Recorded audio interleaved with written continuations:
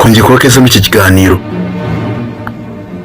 Mu mateka y'isi habayeho abantu bategetse iyi si mu buryo bw'igitugu, bateza intambara kandi ibikorwa byabo byandikwa mu gitabo cy'amateka nk'inkuru z'akaga. Ariko se ninde mubi kurusha abandi bose kuri iyi si? Iyi lisiti igiye kutwereka abantu 10 bateye ubwoba kurusha abandi muri iyi si no mu mateka yayo. Gusa uwa gatatu aragutangaza. Kuri urutonde rw'abantu bateye ubwoba kurusha abandi mu mateka y'isi, tugiye gutangirira ku mwanya wa 10 tugera ku mwanya wa mbere, ari nabwo turi buze gusoza. Kandi ndakwinginze uze kuyireba mpaka wigeze ku musozo, kubera ko uwa gatatu aragutungura. Ku mwanya wa 10 reka dutangirane n'uwitwa Pablo Escobar. Uyu mugabo yari umucuruzi w'inzoga z'inkorano zari zikozwe mu biyobyabwenge. Aha hari muri leta ya Colombia. Yayoboraga Medellín Cartel, umwe mu mutwe ikomeye cyane yabayeho muri iyi si, yarizwiho kubijyanye n'ubucuruzi bwa kokayine.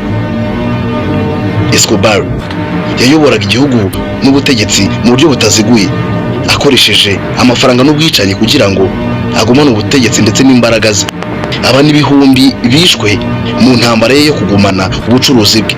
Ku mwanya wa 9 turasanga utwa Leopold wa kabiri w'Ububiligi. Nk'umwami w'Ububiligi, Leopold wa kabiri yayoboraga Congo Free State nk'akarima ke kuva mu 1845 kugeza mu 1908. Yakoresheje abaturage mu bucakara bwo gukura umutungo mu butaka bwabo, cyane cyane akuramo latex. Ibi bituma amamiliyoni y'abantu benshi apfa azira inzara, izuba ndetse n'ibihano by'indengakamere.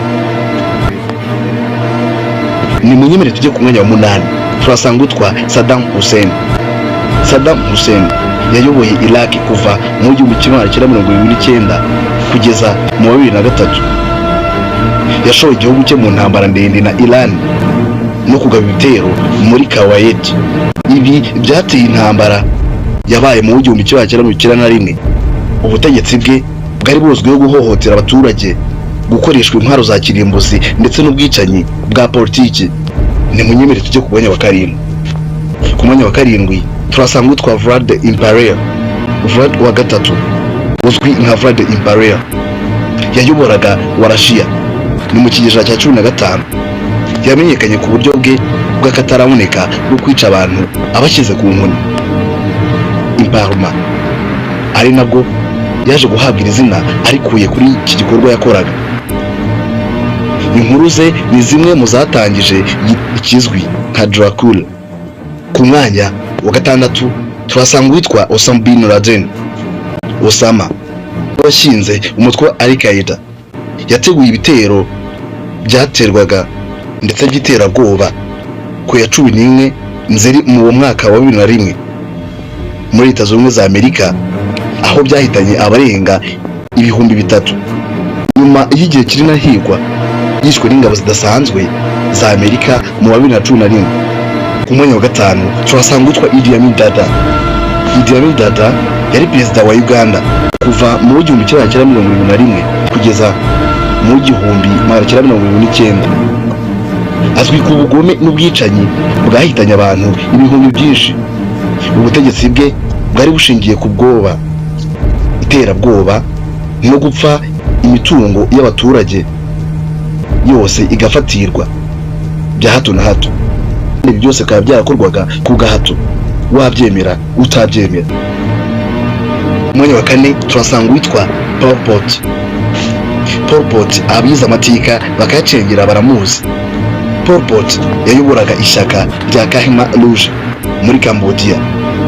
Politiki ye ari nayo yateye jenoside ahagana mu mwaka wa 1975 ndetse mu 1979.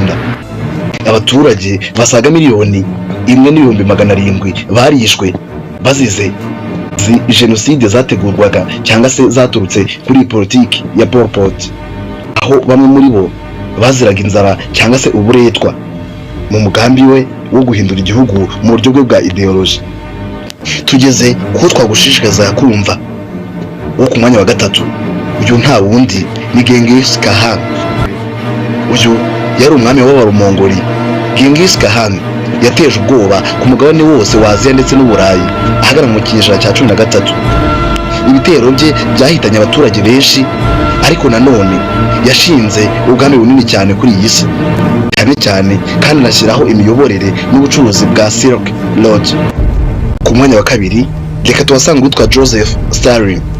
Joseph Stalin yayoboraga leta zunze ubumwe z'Abasoviyete kuva mu 1924 kugeza mu 1953. Ubutegetsi bwe bw'igitugu bwateje inzara ndende, gufungwa ndetse no kwicwa kw'abaturage batavugaga rumwe, bituma abarenga miliyoni 20 bose bapfa. Yari umuntu w'amarangamutima akomeye, atihanganira na gato abamuteraga urujijo.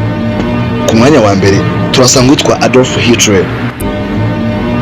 Adolf Hitler, umuyobozi w'icyitwaga Nazi German Party, ni umwe mu bategetsi bazwiho ibikorwa bibi kurusha abandi bose muri iyi si no mu mateka yayo.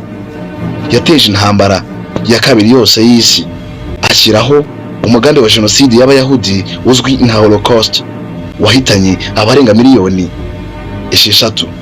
Ese ninde mu bo twavuze haruguru utekereza ko ateye ubwoba kurusha abandi bose? Siga igitekerezo cyawe hasi niba wifuza kumenya izindi nkuru z'amateka zisekeje cyangwa se iziteye ubwoba n'izitunguranye. Kanda subscribe kandi unakande kuri iki kimenyetso cy'inzogera ubona kugira ngo ntuzacikwe n'indi video tuzashyiraho ubutaha.